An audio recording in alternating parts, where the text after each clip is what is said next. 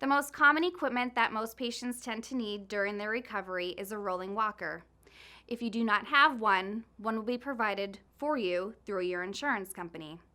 Your insurance will let you know if you have any deductibles or co-payments. Your physical therapist will recommend the safest piece of equipment for your use.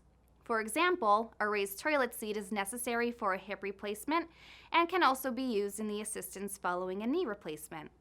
Although most insurance do not cover raised commode seats, 3-in-1 bedside commode are commonly covered.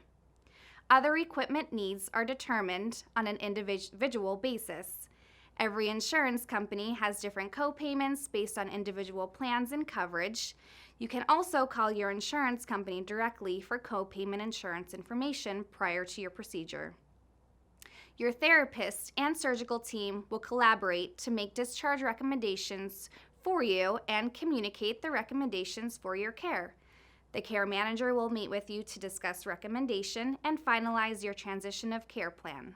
Your care management team will be available for you before and after your joint replacement to address any concerns or answer any questions you may have about your transition plan to home from the hospital.